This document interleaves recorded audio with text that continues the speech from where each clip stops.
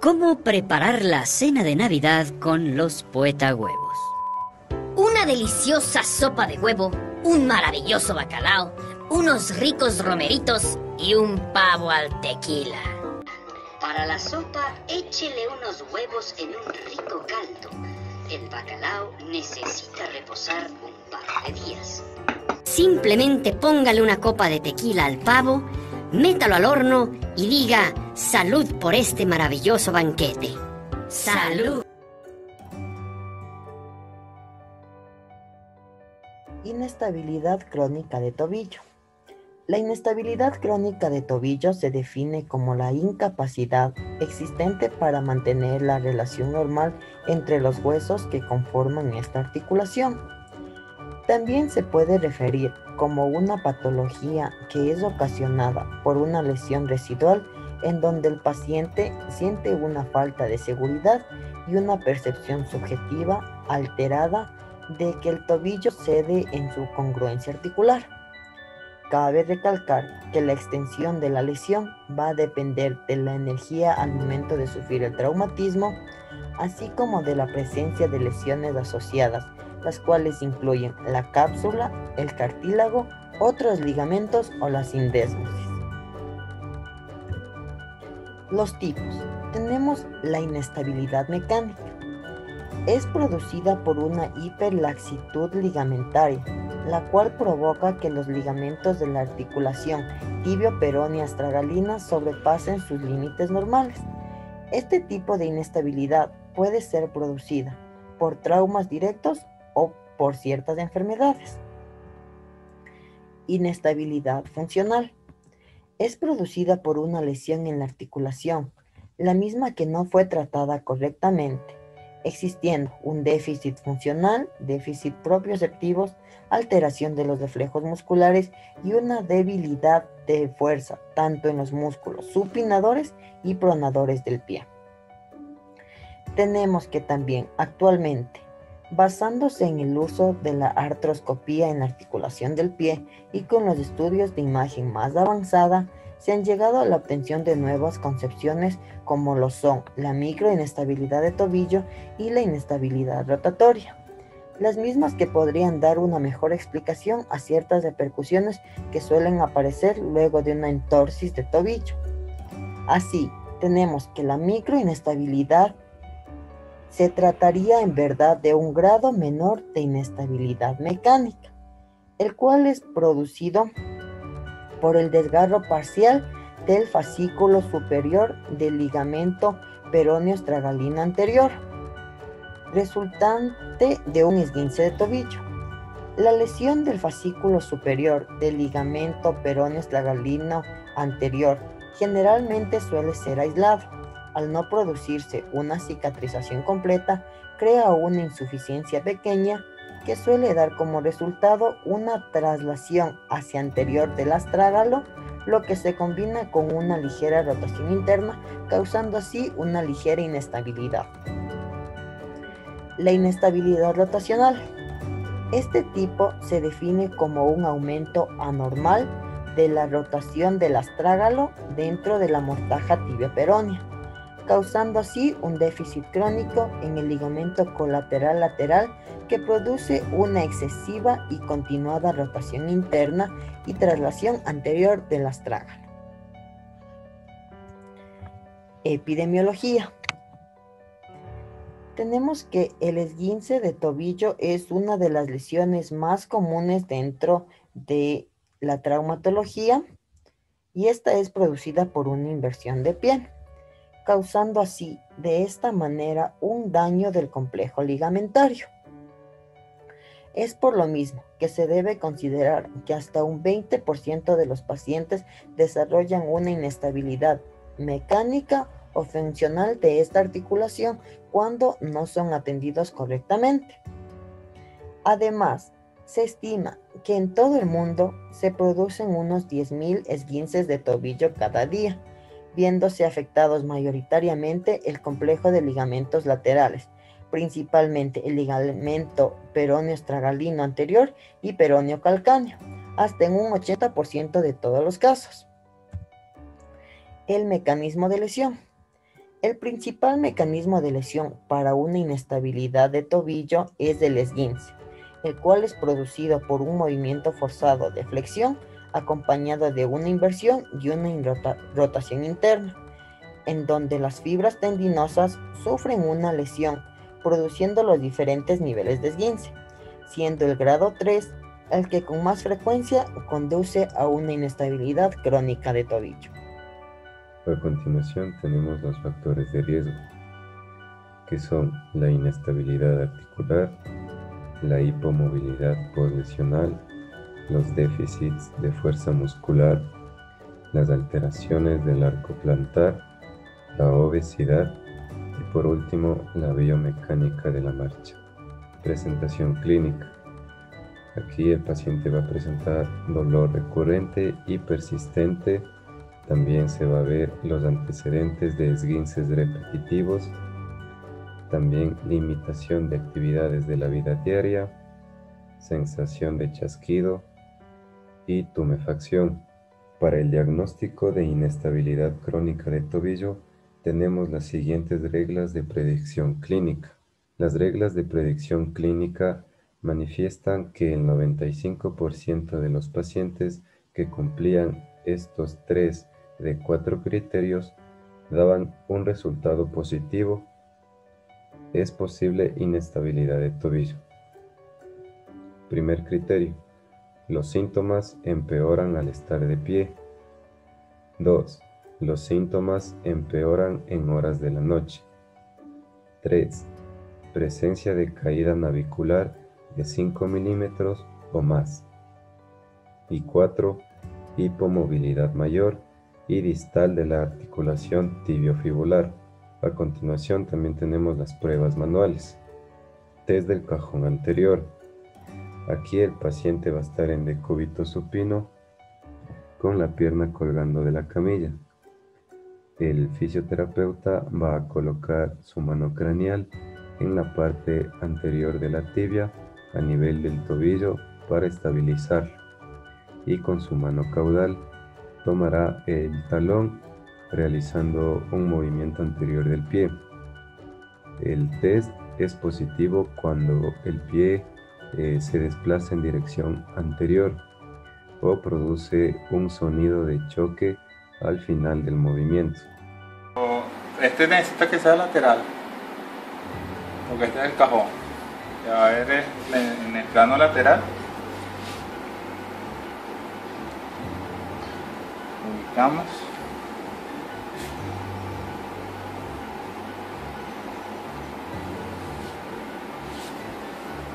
Soporte. Estás tapando con la mano.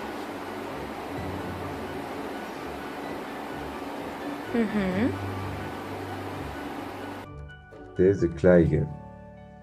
El fisioterapeuta aquí va a estabilizar el tercio distal de la pierna y va a realizar un movimiento del pie hacia el lateral, poniendo en tensión el ligamento deltoideo.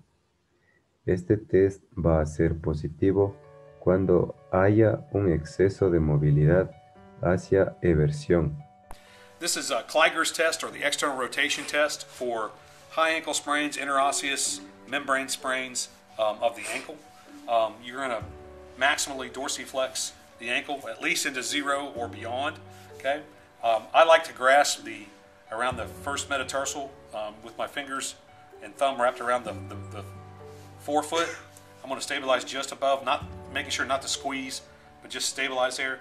And then when I get there, I'm going to rotate the foot laterally, forcing the talus to try to spread the tib and fib apart. Okay. A positive test would be pain at the anterior and superior part of the lower leg along the interosseous membrane, which would indicate a positive test for a high ankle sprain and interosseous membrane sprain of the ankle. Squeeze test. Posición del paciente. Decúbito supino con rodilla extendida. Ejecución. El fisioterapeuta se coloca a un lado de la camilla y con sus manos realiza la compresión de la tibia y peroné desde proximal a distal. evitando alcanzar la región del tobillo y tratando de provocar un dolor en la región anterolateral de este. Valoración. La prueba es positiva si al efectuar la maniobra se manifiesta dolor en el área de la sindesmosis. El dolor también puede aparecer en la parte proximal del peroné y cuando esto sucede, se sospecha de una fractura de dicha estructura asociada a una lesión sindesmal. Taylor-Thiel Test. Posición del paciente. Decúbito supino con el pie a evaluar ubicado fuera de la camilla. Ejecución. Con la mano craneal, el fisioterapeuta realiza una toma formando una presa y con su mano caudal estabiliza el talón de tal manera que pueda realizar la inversión del astrágalo y del calcáneo. Valoración.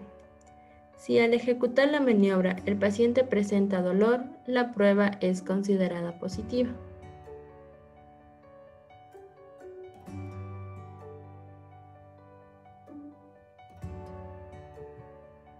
Diagnóstico por imagen. Radiografía. Con este estudio imagenológico se puede diferenciar un esguince de tobillo de otras condiciones que pueden presentar una sintomatología similar, entre ellas fracturas malleolares, luxaciones de la articulación tibio-talar, fracturas condrales del domo talar, procesos artrósicos, etc. Aquí podemos observar tres proyecciones distintas. La primera corresponde a la proyección anteroposterior.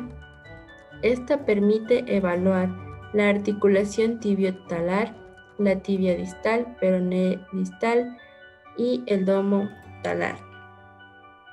La toma se la realiza con el paciente en decúbito supino y con el tobillo en dorsiflexión. La siguiente corresponde a la proyección lateral. Con esta se puede observar la articulación tibio-talar, el tercio inferior de la tibia y peroné, el malleolo posterior, etc. Y la última corresponde a la proyección de mortaja. Esta ayuda a evaluar el domo talar y la integridad de la mortaja. Se realiza con el paciente en decúbito prono con una rotación interna de 15 a 20 grados y también gracias a esta proyección se puede medir el espacio claro lateral.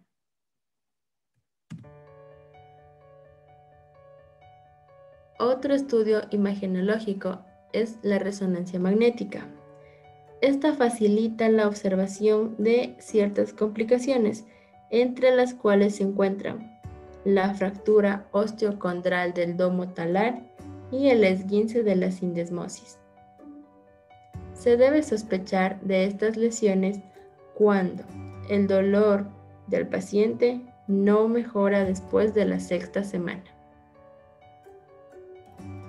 Tratamiento. El tratamiento irá enfocado en prevenir la degeneración articular, mejorar la estabilidad y disminuir el dolor. Este será individualizado y se iniciará con un tratamiento conservador. Si con este no se consiguen resultados, entonces se pensará en una intervención quirúrgica. Tratamiento conservador. Después de una lesión del complejo ligamentario del tobillo, una gran cantidad de pacientes no recuperan la funcionalidad total de esta articulación. Debido a esto, su propiocepción se ve alterada, se evidencia debilidad de la musculatura peronea, así como dificultad para completar el rango de movilidad articular.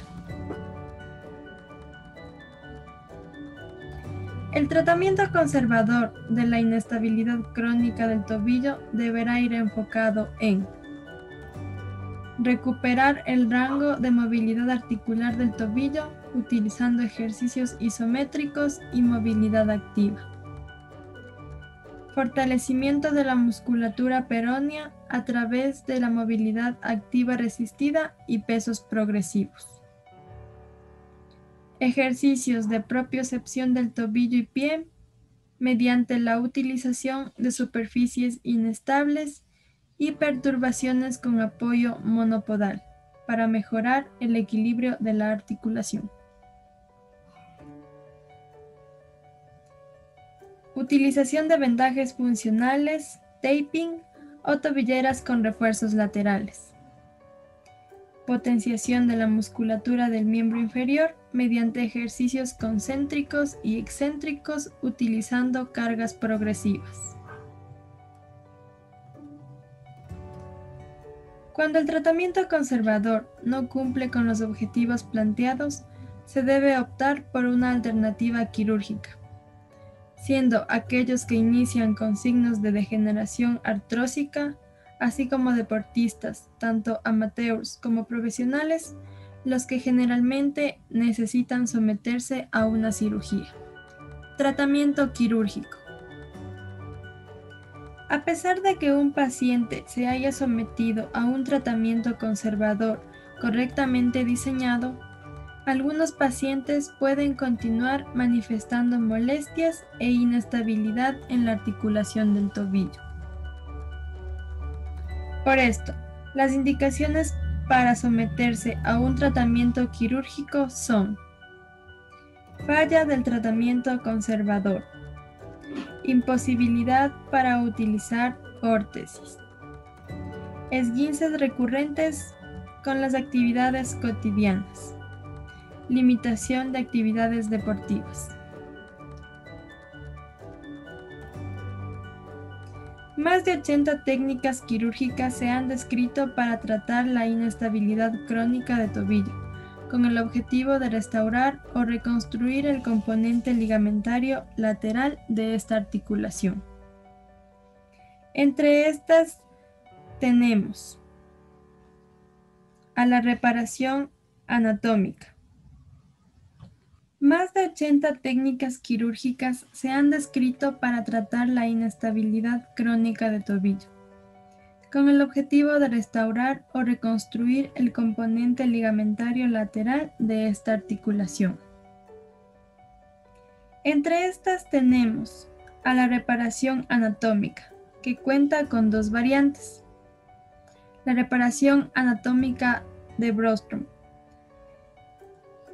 quien fue el precursor de la técnica de reparación directa a través de la sutura de los cabos del ligamento peroneo astragalino anterior y del ligamento peroneo calcáneo. Así también tenemos la modificación de Gould, quien modificó la técnica de Brostrom, donde reforzó la reparación que había realizado con el ligamento peroneo astragalino anterior, el ligamento peroneo calcáneo y el retináculo extensor inferior, contribuyendo a la limitación del movimiento de inversión y en el mantenimiento de una buena estabilidad de la articulación subastragalina.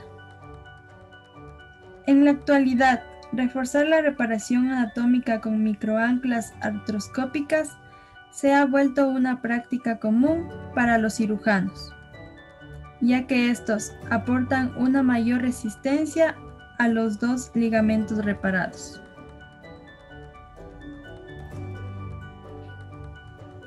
Ventajas del uso de mini anclas. Entre ellas tenemos que permiten realizar abordajes mínimos, evita la debilidad de los músculos peroneos. Ventajas del uso de mini anclas. Entre estas tenemos que permiten realizar abordajes mínimos, evita la debilidad de los músculos peroneos, es fácil de reproducir o imitar y permite un aumento de la estabilidad del tobillo. Otra técnica quirúrgica utilizada es la reconstrucción anatómica. Esta técnica consiste en la utilización de autoinjertos, que son injertos realizados en una persona con sus propios tejidos, o los aloinjertos, que estos en cambio son injertos que se trasplantan de una persona a otra, que tendrán como función reforzar la reparación de los ligamentos externos del tobillo. Esta intervención se realizará para complementar la reparación anatómica a través de la colocación de un injerto en las inserciones anatómicas del ligamento peroneo astragalino anterior y del ligamento peroneo calcáneo. Hoy en día se están utilizando sistemas de fijación interferencial que van acompañados de anclas y tornillos, los mismos que pueden ser bioabsorbibles. Los beneficios de esta técnica son la preservación de los tendones peroneos, la conservación de la movilidad articular, así como la mejoría en su estabilidad. Sin embargo, el uso de aloinjertos puede desencadenar varios riesgos, como la no integración, infecciones, así como pueden presentar un costo económico muy elevado. Por otro lado, tenemos también a la reconstrucción no anatómica. Esta es una técnica quirúrgica donde se aplican estructuras que pueden ser biológicas o no, las mismas que van a generar un efecto tenodésico, es decir, que van a simular un equilibrio entre flexores y extensores en la articulación del tobillo, obteniendo como resultado un efecto de estabilidad casi similar al anatómico. Así también, la artroscopía se ha ido desarrollando con el pasar del tiempo, llegando a ser una técnica importante al momento de realizar una reparación ligamentosa. Hoy en día se cuenta con varias intervenciones interesantes, como el retensado transóseo, que consiste en infiltrar unas pequeñas cánulas que minimizan las molestias y la aparición de hematomas. Así también, estimula la formación de colágeno en los puntos de anclaje, los mismos que se realizará dentro del hueso. También tenemos a la contracción capsular, con la utilización de radiofrecuencia para generar nuevas fibras, y la termocoagulación para aliviar el dolor, mediante la coagulación del nervio articular. Tratamiento fisioterapéutico postquirúrgico. Este tratamiento se planteó con objetivos claros y precisos desde el inicio, con puntos fundamentales para el paciente, entre los que podemos mencionar la recuperación funcional de la articulación del tobillo, la propiocepción, el fortalecimiento, así como la potenciación muscular, la reeducación en las actividades de la vida diaria y la prevención de lesiones. Por lo tanto, el presente tratamiento está dividido en 3 fases. Fase 1.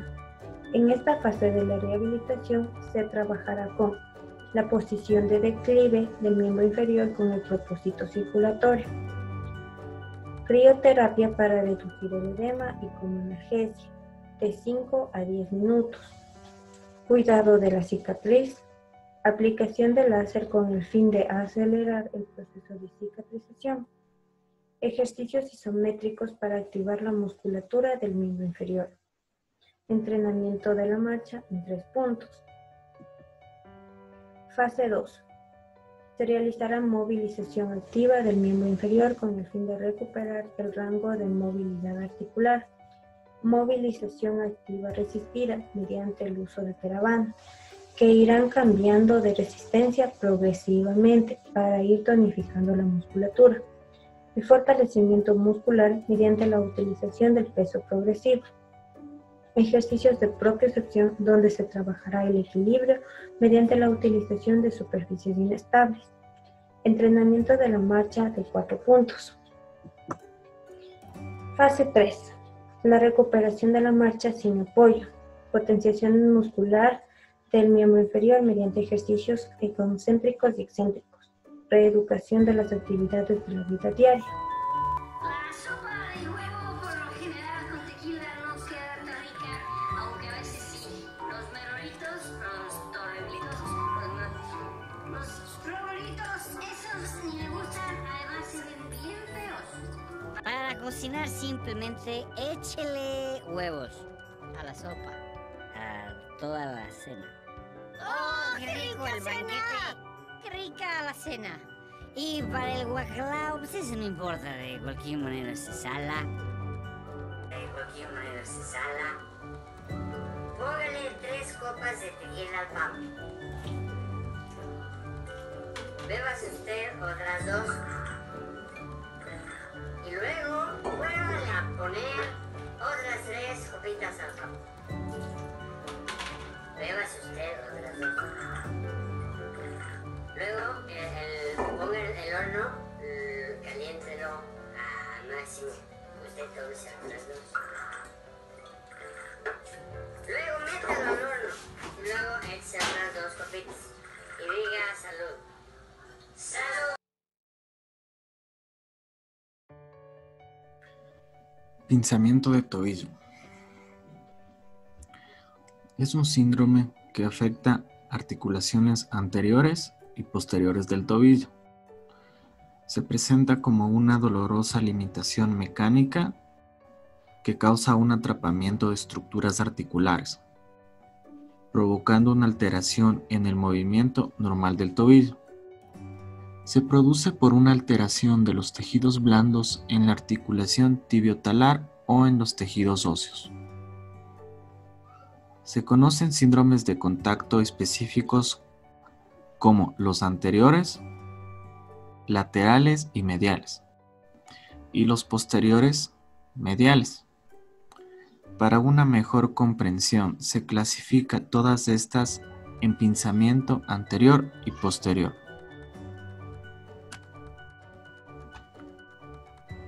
Epidemiología. El pinzamiento de tobillo es un síndrome que se presenta frecuentemente durante la práctica ortopédica. Se conoce que aproximadamente el 2% de todos los casos de síndromes de pinzamiento corresponden a un pinzamiento anterolateral de tobillo.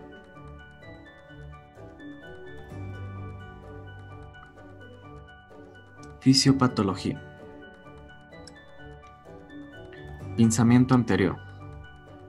Hace referencia al atrapamiento de las estructuras anteriores de la articulación tibiotalar al finalizar la dorsiflexión del tobillo. La limitación de la dorsiflexión se produce por espolones que se presentan en el astrágalo y en la plaqueta tibial anterior, provocando una respuesta inflamatoria sinovial. Pinzamiento anterolateral de tobillo. Este pinzamiento indica el atrapamiento sintomático de tejido blando, que se presenta como cicatriz fibrosa o engrosamiento de la membrana sinovial en el canal anterolateral del tobillo. Pinzamiento anteromedial. En el maleolo interno presenta una lesión microtrabecular y otra en el cuerpo del astrágalo, y el ligamento deltoideo también presenta una alteración en sus fibras. Pinzamiento posterior. El pinzamiento posterior de tobillo se vincula con el atrapamiento de tejido blando en el tubérculo. También se presenta como consecuencia de que las estructuras posteriores sufren una compresión en la articulación tibiotalar y talocalcaneal en la flexión plantar. Pinzamiento posteromedial. Presenta compresión entre el astrágalo y el maleolo medial y alteraciones de las fibras posteriores del ligamento tibio-peroneo anterior. Mecanismo de lesión. Pinzamiento anterior. El pinzamiento anterior se origina tras microtraumatismos repetitivos sobre el margen contral anterior del astrágalo y la tibia durante el movimiento de hiperdorsiflexión. Además, el microtraumatismo contribuye a la formación de espolones óseos. También se puede dar por el impacto directo de cualquier objeto externo sobre la cara anterior de la articulación tibio-astragalina. Pinzamiento anteromedial. Generalmente el pinzamiento anteromedial se produce por una evolución de la lesión aguda causada por una flexión e inversión plantar excesiva. que provoca el engrosamiento del ligamento tibio-talar anterior, y este modificará al resto del componente blando de la articulación tibio-astragalina. También esta lesión puede deberse a microtraumatismos repetitivos que ayudan a la formación de espolones óseos sobre el cuello del astrágalo, el borde anterior del moliolo tibial y la plataforma tibial anterior. Pinzamiento anterolateral de tobillo.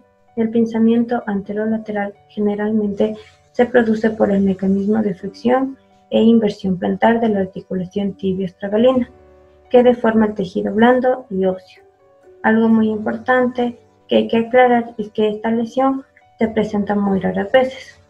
Sin embargo, otros autores señalan que esta lesión también puede deberse a la actividad física excesiva. Pinzamiento posteromedial. El pinzamiento posteromedial se da por un trauma en plantiflexión, inversión y rotación interna, ya que algunos autores indican que la compresión de los tejidos blandos que se produce entre el moliolo medio y el astrágalo durante estos movimientos causan la modificación del componente blando y óseo. Pinzamiento posterior. El pinzamiento posterior se produce por una lesión en hiperdorsiflexión plantar aguda o por microtraumatismos repetitivo crónico. Mecanismo de lesión. Pinzamiento anterior. El pinzamiento anterior se origina tras microtraumatismos repetitivos sobre el margen contral anterior del astrágalo y la tibia durante el movimiento de hiperdorsiflexión. Además, el microtraumatismo contribuye a la formación de espolones óseos. También se puede dar por el impacto directo de cualquier objeto externo sobre la cara anterior de la articulación tibio-astragalina. Pinzamiento anteromedial. Generalmente el pinzamiento anteromedial se produce por una evolución de la lesión aguda causada por una flexión e inversión plantar excesiva, que provoca el engrosamiento del ligamento tibio-talar anterior, y este modificará al resto del componente blando de la articulación tibio-astragalina.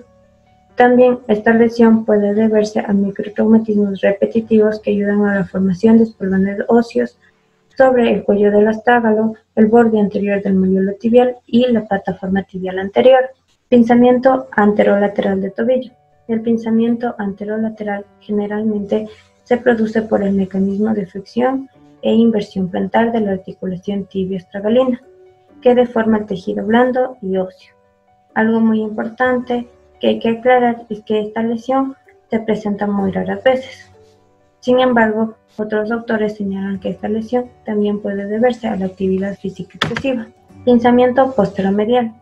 El pinzamiento posteromedial se da por un trauma en plantiflexión, inversión y rotación interna, ya que algunos autores indican que la compresión de los tejidos blandos que se produce entre el moliolo medio y el astrágalo durante estos movimientos causan la modificación del componente blando y óseo. Pinzamiento posterior. El pinzamiento posterior se produce por una lesión en hiperdorsiflexión plantar aguda o por microtraumatismos repetitivo crónico. Presentación clínica. Pinzamiento anterior.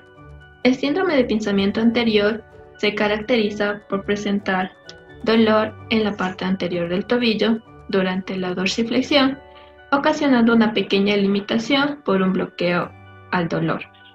Además presenta rigidez de la articulación acompañada de una pérdida de la funcionalidad. En ocasiones el paciente refiere una sensación de estallido o de chasquido. Las espuelas óseas son palpables sobre la parte anterior del tobillo. Pinzamiento anteromedial. Presenta un dolor con dorsiflexión e inversión posterior a una lesión impactante. El paciente presenta un dolor crónico anteromedial que aumenta durante la dorsiflexión. Pinzamiento posteromedial. Este síndrome presenta sensibilidad alterada específica en la zona, también presenta un dolor en la parte medial del astrágalo y en la parte posterior del moliolo medial, ya que el mismo se relaciona con el atrapamiento del tejido cicatrizal en su parte posteromedial. Pinzamiento posterior. El síndrome de pinzamiento posterior produce un dolor profundo no específico en el tendón de Aquiles. Se lo puede confundir con una patología relacionada al mismo. Durante la flexión plantar, los síntomas pueden empeorar, el dolor y la hinchazón en la parte posterior del tobillo. Pinzamiento anterolateral del tobillo. Las reglas de predicción clínica en el pinzamiento del tobillo basa su diagnóstico en que al cumplir 5 de estas 6 reglas se debe asociar a un positivo a esta lesión: dolor en la articulación anterolateral del tobillo, hinchazón anterolateral de la articulación del tobillo, dolor en la dorsiflexión forzada, dolor en el lado afectado al hacer una sentadilla, dolor con actividades y ausencia de inestabilidad del tobillo. Diagnóstico. Pruebas de imagen. Radiografía simple. Si se sospecha que se puede presentar un pinzamiento del tobillo, lo más lógico es realizar una radiografía simple. Es la forma más simple de diagnosticar esta patología. La radiografía es de gran utilidad ya que podemos observar cuerpos, fragmentos óseos y fragmentos de osteofitos. La tomografía nos permite evaluar las estructuras óseas del tobillo y de esta manera podemos descartar fracturas y cuerpos libres. Además, que es posible visualizar los espolones en el astrágalo en la línea medial, tomando en cuenta que estos deberían encontrarse en la línea lateromedial. Además, con esta prueba de imagen es posible visualizar en el hueso los tejidos que se encuentran alrededor del mismo. En la resonancia. Si no está claro el diagnóstico del pinzamiento del tobillo, será necesario otro tipo de imagen que permite visualizar estructuras óseas detectando edemas o alguna sinovitis o algún tipo de lesión condrales que pueden afectar la estructura del tobillo. Y de esta manera podemos llegar a obtener los conocimientos sobre el origen de la lesión, tomando en cuenta que la resonancia tiene una sensibilidad del 83%, especificidad del 78,6% y una precisión del 78,9%. Tratamiento conservador. A pesar de que no se ha determinado que este sea eficaz, se sigue tratando como un enfoque inicial. De esta manera se recomiendan varios tratamientos dependiendo del síntoma que presente el paciente. En el caso de que los síntomas sean agudos, debemos tomar en cuenta que se debe realizar un periodo de descanso, evitar actividades que provoquen más daño, colocar hielo para desinflamar. Es recomendable los AINES. En el caso de que este sea crónico, es necesario inmovilizar con yeso, tratar con AINE, órtesis con elevación del talón para evitar la dorsiflexión, y también se utiliza lo que son inyecciones de corticoides por medio de ecografías.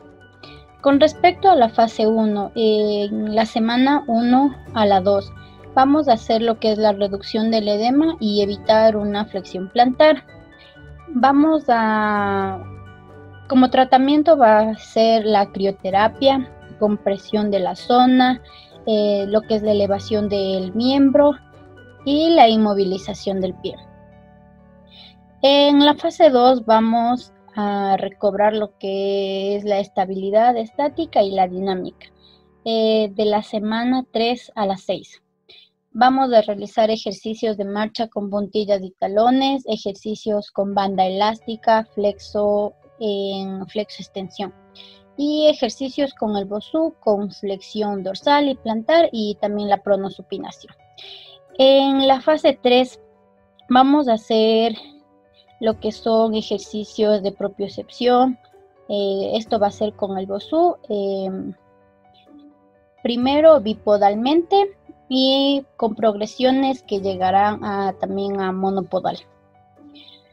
En la fase 4 vamos a volver lo que son a las actividades de la vida diaria. Por medio de esto vamos a hacer ejercicios que permitan mantener el tono muscular, ejercicios activos y ejercicios activos resistidos. Si por un lapso de 3 a 6 meses no funciona lo que es el tratamiento conservador, es necesario indicar al paciente que necesita una cirugía. En el caso del tratamiento quirúrgico, en cuanto al pinzamiento anterior, tenemos que este se enfoca en eliminar la sintomatología que provoca dicha patología. Se han encontrado estudios que dicen que la artroscopía es un método muy utilizado actualmente, ya que tiene muchos beneficios. En cuanto al pinzamiento posterior, se recomienda cuando el paciente presenta un dolor reincidente o el tratamiento conservador no ha funcionado. Por medio de este, el paciente va a presentar alivio de los síntomas. Vamos a encontrar dos tipos de endoscopía. La endoscopía con abordaje lateral. Este permite lo que es un ingreso directo a la zona trigonal. En este vamos a poder aliviar el dolor a través del desbridamiento de los tejidos blandos que se encuentran inflamados. Y de esta manera disminuye así el riesgo para el paquete neurovascular medial. En cuanto a la endoscopía posterior, permite un regreso más rápido a lo que son las actividades del paciente y también hay una menor tasa de complicaciones. En la artroscopía se encuentran varios hallazgos, como podemos mencionar la sinovitis en los ligamentos sinoviales, la presencia de fibrosis en los tejidos blandos. Pinzamiento anteromedial. Aquí se utiliza como intervención quirúrgica a la artroscopía y se lo considera como un tratamiento de primera línea debido a las altas tasas de fracaso que presenta el tratamiento conservador. El pinzamiento posteromedial. Aquí se realiza una intervención mediante el endoscopio a través de una cirugía abierta por vía posterolateral. Las complicaciones que puede presentar son una cicatriz retráctil, fibrosis y también opresión del tendón Aquiles. Pinzamiento anterolateral. Una de las intervenciones, al igual que las anteriores, es la artroscopía.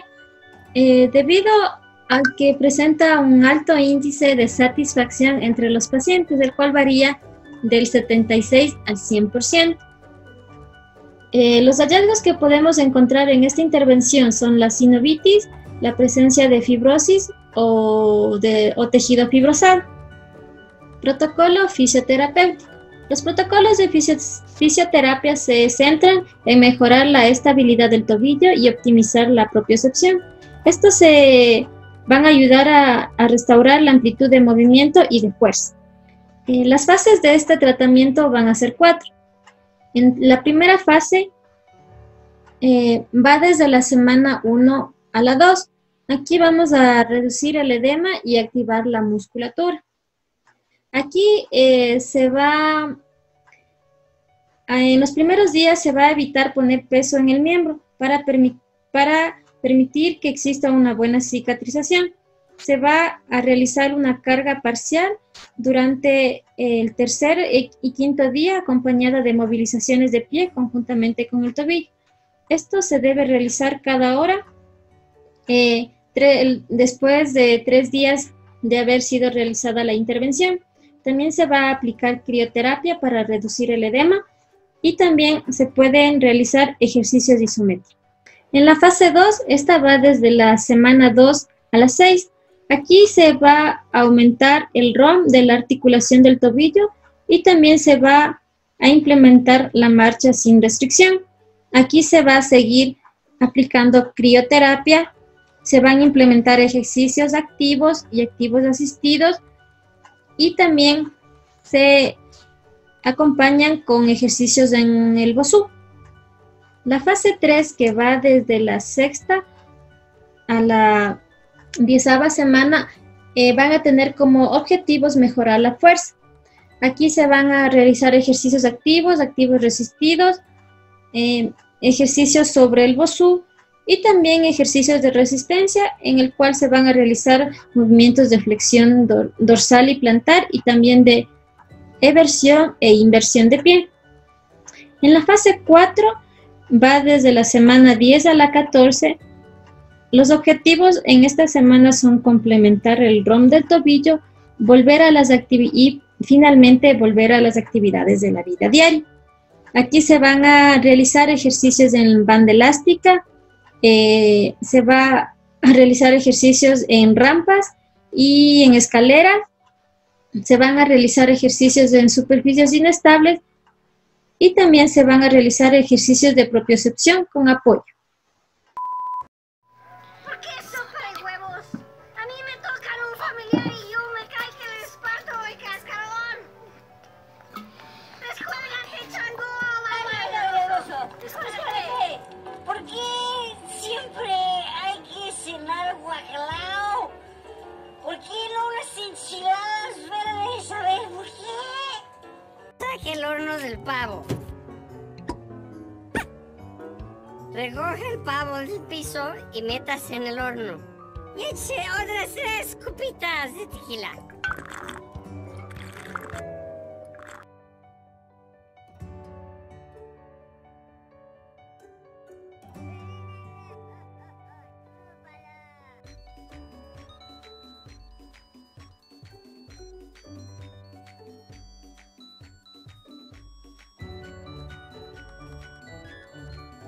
Paciente femenina de 30 años de edad. Acude a consulta. La paciente indica que es secretaria de profesión. Nos menciona que se encuentra divorciada desde hace 2 años. Además, también vive en una casa de 2 pisos. Y actualmente comparte el espacio domiciliario con sus 2 padres. La paciente indica antecedentes médicos de hipertensión arterial y nos informa que recibe tratamiento farmacológico con beta bloqueantes y diuréticos. Además, la paciente menciona que sufre de depresión. Refiere que en una mañana, al descender al primer piso de su domicilio, con el fin de dirigirse a su trabajo, de repente su tacón se atoró en un escalón, por lo cual terminó perdiendo el equilibrio y termina provocándose una torcedura de tobillo en el pie izquierdo, lo cual terminó impidiéndole caminar. Debido al dolor que presentó, sus padres lo encontraron e inmediatamente fue llevada hasta un centro de atención primaria para que pueda ser valorada por un médico. En la valoración médica, el doctor, al presenciar un gran edema en la articulación del tobillo, solicita de manera urgente pruebas de imagen. En este caso, el médico solicitó rayos X anteroposterior y lateral de tobillo para poder descartar una posible fractura. El médico también solicitó una ecografía para poder identificar un posible daño en los tejidos blandos que puedan resultar afectados. Con ayuda de estas pruebas, el médico logró llegar a la conclusión de que la paciente presentó un esguince de tobillo de grado 3, por lo cual fue sometida inmediatamente a cirugía. Luego de la intervención quirúrgica, la paciente es remitida para realizar fisioterapia postquirúrgica.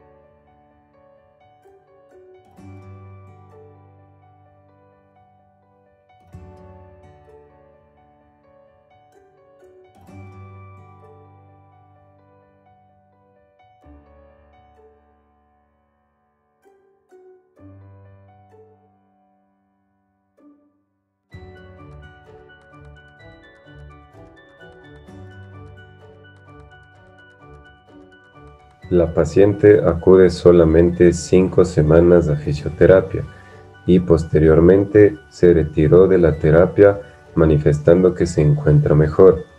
Sin embargo, luego de abandonar fisioterapia, menciona que presenta una incomodidad al usar tacones o zapatos altos y a la misma vez siente un desequilibrio en el tobillo cuando está subiendo las gradas de su casa o del trabajo. Además de presentar pequeños incidentes en donde el pie izquierdo sufría pequeñas torceduras, por lo cual decide volver a fisioterapia. Tenemos las banderas amarillas, que es divorciada, vive con sus padres y también sufre de depresión. En las banderas rojas, consume antidepresivos, beta bloqueantes y diuréticos. Intervención fisioterapéutica.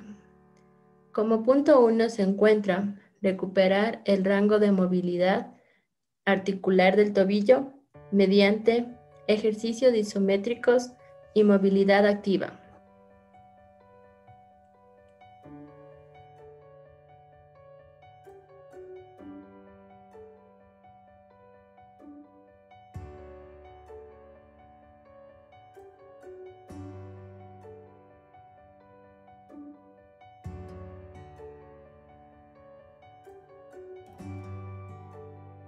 Dos, fortalecimiento de la musculatura peronea a través de movilidad activa resistida y pesos progresivos. Al suelo, se realiza una presión del talón contra el suelo, manteniendo la presión 5 segundos.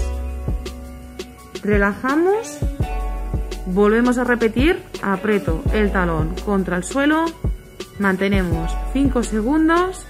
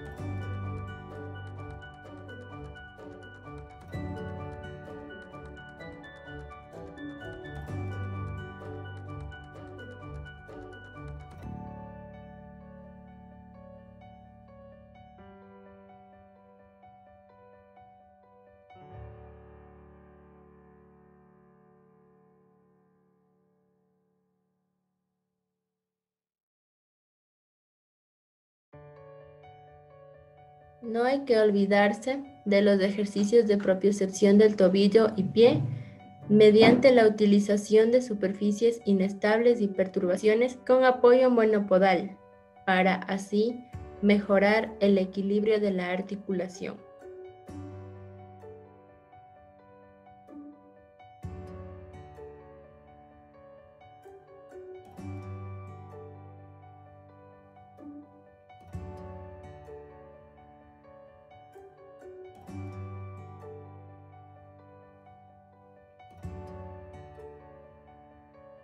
Los vendajes funcionales, taping o tobilleras con refuerzos laterales también son muy importantes en este punto. Y finalmente, la potenciación de la musculatura del miembro inferior mediante ejercicios concéntricos y excéntricos utilizando cargas progresivas.